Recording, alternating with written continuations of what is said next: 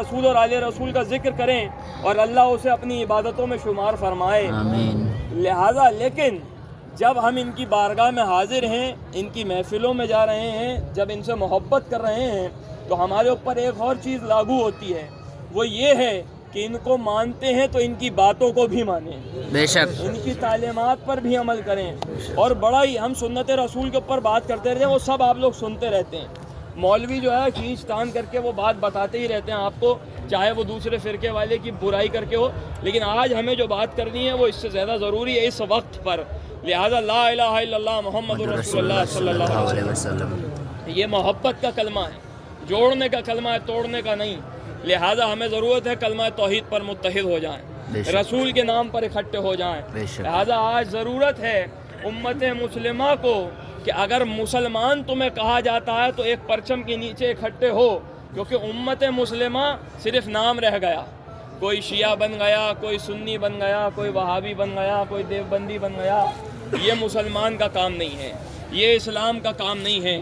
قرآن پاک میں اللہ سبحانہ و تعالیٰ سورہ 6 آخری بات، سورہ 6 آیت نمبر 159 کہ جو لوگ میرے مذہب کو فرقوں میں بانٹتے ہیں ان سے او محمد صلی اللہ علیہ وسلم آپ کا کوئی لینا دینا نہیں، اور میں ان کو بتا دوں گا کہ وہ کیا کیا کرتے تھے۔ لہذا بڑے ہی دیکھیے وارننگ دے دی ہے اللہ تعالیٰ نے، اگر ہم خود کو رسول والا چاہتے ہیں، محمدی چاہتے ہیں، تو ہمیں ضرورت ہے کہ ہم رسول کی تعلیمات پر عمل کریں، نہ کہ ان سب چیزوں میں پھنسے رہیں، مسجدوں کے جھگڑے، مدرسوں کے جھگڑے، کتابوں کے جھگڑے، مسلکوں کے جھگڑے۔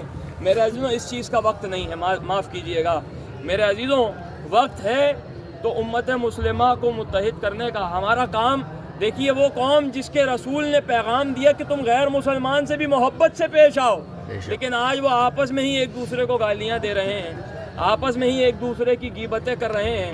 بھائی ایک مرتبہ یہودی کا جنازہ جا رہا ہے، حضور اٹھ کر کے کھڑے ہو گئے، یہ حضور کی محبت ہے، اللہ کی مخلوق کے نہیں ہے، کیوں؟ کیونکہ یہ اسی کی مخلوق ہے نا جسے تم سجدہ کرتے ہو، لہذا تو تم تو کلمہ پڑھنے والے ہو، مسلمان ایک دوسرے مسلمان کا بھائی ہے، لیکن ہمیں یہ بات سمجھ میں نہیں آتی، افسوس کی بات ہے۔ یہ رسول اور آل رسول کے دل کا سب سے بڑا غم ہے کہ ان کی محنت کو کس طرح سے ہم پارا پارا کر رہے ہیں، چیر رہے ہیں، توڑ رہے ہیں ایسے اپنے ہاتھوں سے۔ لہٰذا میرے عزیزوں، گھر پہ جو قرآن رکھا ہوا ہے وہ اس لیے نہیں کہ دھول جما دی جائے اس کے اوپر، آپ جائیں گے مدینے جائیں گے یا مکے جائیں گے یا اجمیر آئیں گے یا بغداد جائیں گے تو جا کر کے پڑھیں گے، ایسے قرآن کا کوئی فائدہ نہیں، اور ایسی نماز کا بھی کوئی فائدہ نہیں کہ آپ جا رہے ہیں صاحب اجمیر شریف آئیں، فجر میں بھی جائیں گے، مغرب میں بھی جائیں گے، عشاء میں بھی جائیں گے، لیکن محلے کی مسجدیں جو ہیں خالی پڑی ہوئی ہیں، سمجھ رہے ہیں، ویران پڑی ہوئی ہیں، مؤذن اذان دے رہا ہے، امام اکیلا نماز پڑھ رہا ہے، دیکھیے کوئی پیچھے پر نماز پڑھنے والا ہی نہیں ہے، لا حول ولا قوت الا باللہ۔ لہذا میرے عزیزوں، سخت وقت آ رہا ہے ان قریب، اس سے ڈریے، اور میرے عزیزوں بارگاہ غریب نواز کا یہی پیغام ہے کہ ہمیں ضرورت ہے کہ متحد ہو جائیں، رسول کے نام پر اکٹھے ہو جائیں، لہذا کسی کو بھی ایسا لگے کہ ہمارا ایک لمحہ بھی یا ایک منٹ بھی یا ایک سیکنڈ بھی ہمارا فالتو گیا ہے اس بات میں، تو اپنے دماغ سے باتوں کو نکالیے گا اور چلے جائیے گا۔ کیوں؟ کیونکہ ذکر رسول اور آل رسول میں گزرا ہوا ایک ایک لمحہ عبادت ہے، یہ عقیدہ ہے رسول اور آل رسول کے عاشقوں کا، کسی بھی فرقے سے تعلق رکھتا ہو۔ ہمیں بس یہ دیکھنا ہے کہ رسول کی سنت پر عمل کرتا ہے، احادیث کو مانتا ہے، قرآن کو مانتا ہے، گستاخ رسول اور آل رسول نہ ہو، سمجھے، اور جن جن کی تعظیم کرنی ہے، ولی الزام کو، صحابہ اکرام کو، سب کو مانتا ہو۔ تو ہمیں جو ہے یہ جو چھوٹے چھوٹے جھگڑے ہیں، انگوٹھی کتنی پہنتے ہیں، پاجامہ اوپر پہنتے ہیں، نیچے پہنتے ہیں، کھانا کیسے کھاتے ہیں، یہ سب مسلمان کا کام نہیں ہے، یہ دین کا مذاق اڑانے کا کام ہے۔ ان سب چیزوں پہ سوال نہیں پوچھا جائے گا قبر کے اندر، سمجھ رہے ہیں، کہ آپ کون سی ٹوپی لگاتے تھے، چشتیہ لگاتے تھے یا قادریہ لگاتے تھے، یہ سوال نہیں ہوگا۔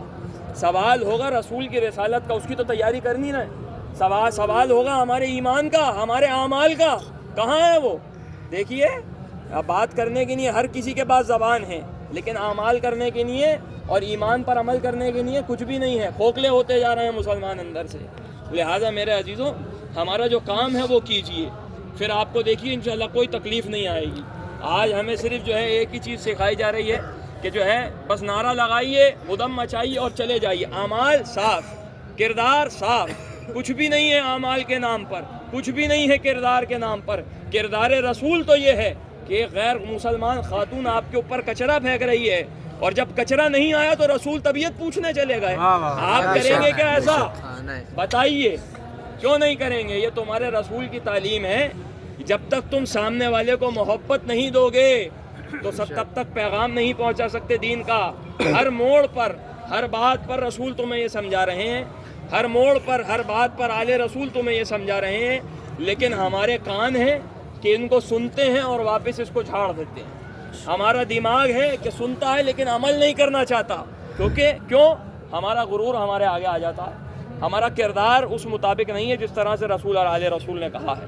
لہٰذا سنت رسول پر عمل کیجئے، کردار رسول پر عمل کیجئے.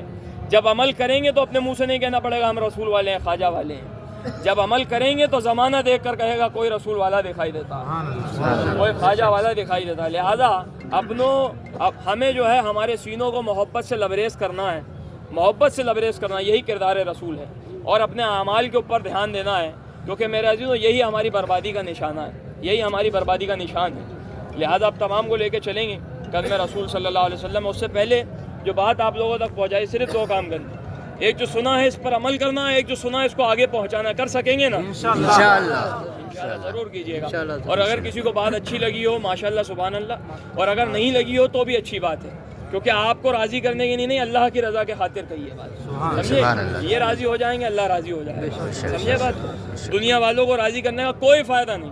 تو لہٰذا جس کو برا لگانا ہے لگاتا رہے، ہماری بلا سے ہمارے کیا فرق پڑ رہا ہے؟ سمجھے؟ کیونکہ دین کی بات جو ہے وہ یہی ہے. آج یہی کی ضرورت ہے. نعرے لگانا ہے، جلوس نکالنا ہے اور فجر میں سوتے پڑیں. نمازیں تمہاری ہیں نہیں.